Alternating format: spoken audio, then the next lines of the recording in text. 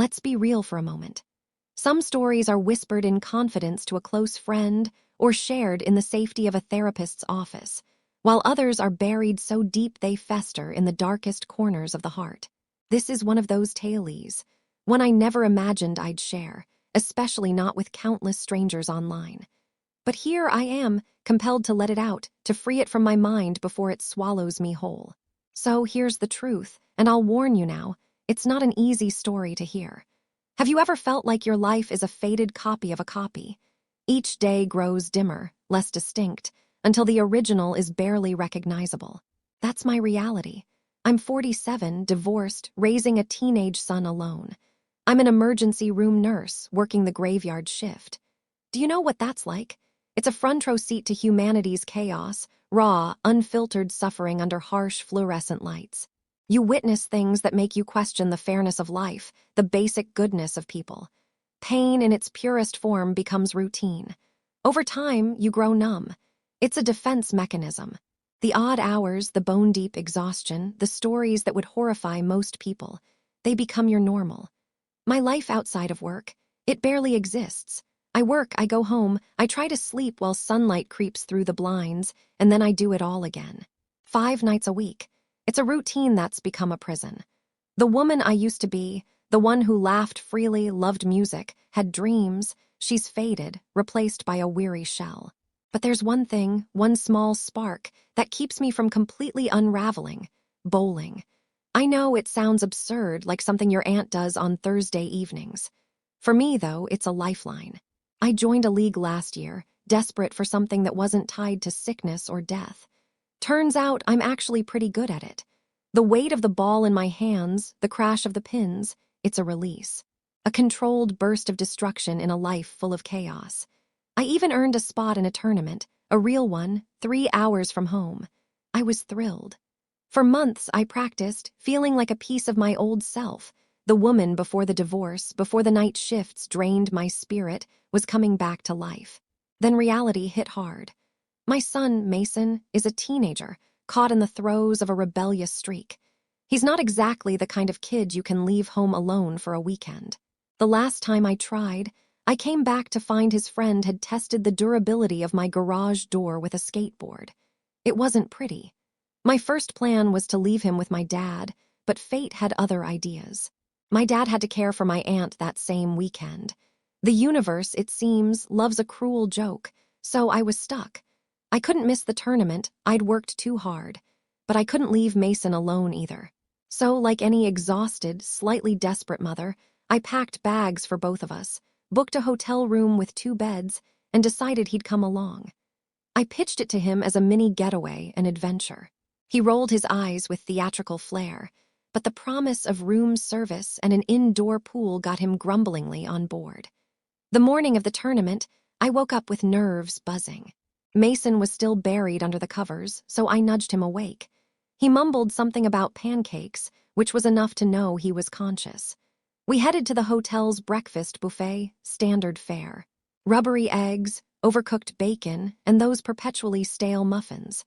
Mason piled his plate with pancakes and drowned them in syrup, while I stuck to a sensible omelet. We ate in a rare, comfortable silence, savoring the calm morning.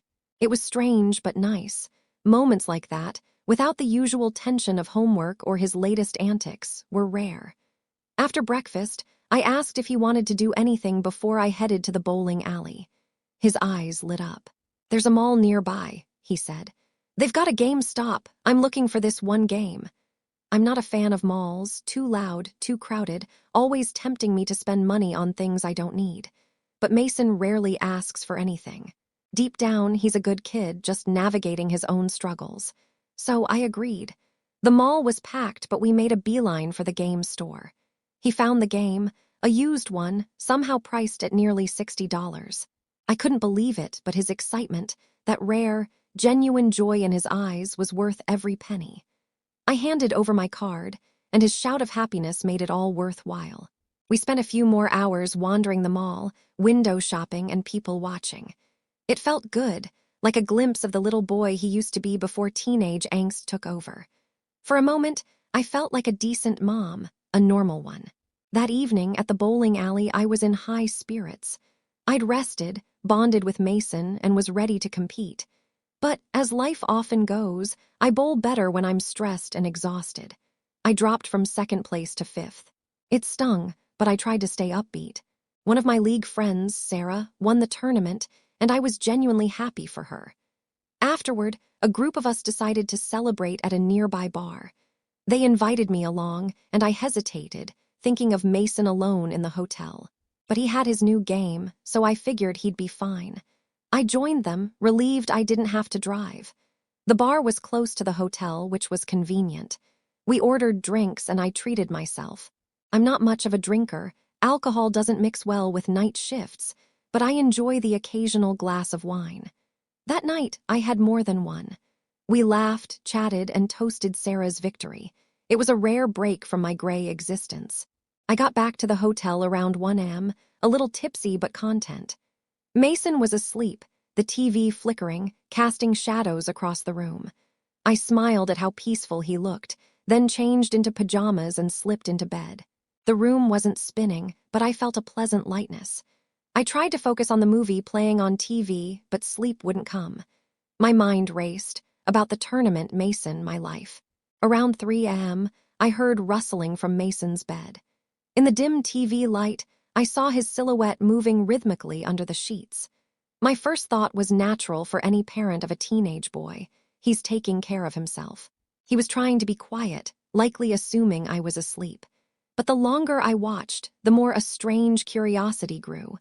I know it sounds wrong, and I'm horrified at myself for admitting this, but something stirred in me, a forbidden spark. A wave of warmth spread through me, shameful yet undeniable. I couldn't look away. Watching him, unaware, just a few feet away, ignited something I hadn't felt in years. It was wrong, taboo, intoxicating. After a few minutes, I was overwhelmed by sensations I hadn't experienced in ages. I blamed the wine, the loneliness, the weight of my life. In a moment of reckless abandon, I whispered into the darkness, "Need a hand with that?" My heart froze. What had I done? I thought I could play it off as sleep-talking if he didn't respond. But then his movements stopped. Silence hung heavy, and a groggy voice answered, "Yeah." That single word shattered everything. It was as if a dam broke, washing away the boundaries of mother and son, right and wrong. I felt detached, like I was watching myself in a twisted film. My feet moved, heavy on the carpet, toward his bed. The room glowed faintly blue from the TV. I paused at his bedside, heart pounding, a silent question lingering. Slowly, I pulled back the sheet, revealing him in the flickering light. His eyes met mine, shocked, yet holding something unreadable.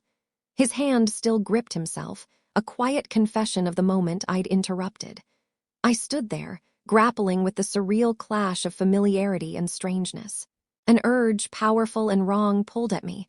My hand trembled as I reached for his. His skin was warm, slightly damp, sending a jolt through me. "Let me," I whispered, barely audible. This was the point of no return, a fracture in my life. Can such a moment be understood or only judged? The human mind is a maze. His body, familiar yet new, drew my gaze, the subtle shifts from boy to man. My fingers moved, tracing deliberate paths along him, soft yet firm. The contrast consumed me. My breath hitched, my body responding to the forbidden. I leaned closer, tasting the salt and metal of him, a shock of electricity coursing through me. He arched slightly, a soft sound escaping his lips. "Want me to keep going?" I asked, voice thick with desire. His eyes locked on mine, a silent agreement that sealed our pact. My lips brushed his skin, igniting me. I took him in, the sensation overwhelming, his hands gently tangling in my hair. "Harder," I urged, and he complied. I matched him, lost in a storm of pleasure, guilt, and shame. His climax came, intense and warm, filling my senses with something both familiar and forbidden. We lay there afterward, entangled, breaths mingling in the quiet. The weight of our actions pressed down, heavy with unspoken emotions. "This can't happen again," I whispered, knowing it was a hollow promise. We tried to talk, to make sense of it, but words failed us. The emotions were too raw, too tangled. Yet, drawn by some unspoken force, we reached for each other again. Guilt lingered, but desire burned hotter. He was ready again, and I couldn't say no. The lines between mother and son, right and wrong, blurred to nothing. We were caught in a cycle of forbidden passion, a secret binding us. The air was thick with the weight of it. I knew it was wrong morally, ethically, in every way, but guilt came in waves, retreating to leave a strange anticipation. I told myself it couldn't happen again, but deep down, I didn't want to redraw those lines. The secret pulsed beneath our everyday lives, addictive and powerful. I began imagining more. New places, new boundaries to push, new ways to unravel everything I thought I was. My heart raced with dangerous ideas, ones that made me question my very self. The moment hung heavy, like a dark promise. So I ask you, if you were caught in this storm, where desire dismantles your moral compass, what would you do? Run, bury it, or step deeper into the shadows?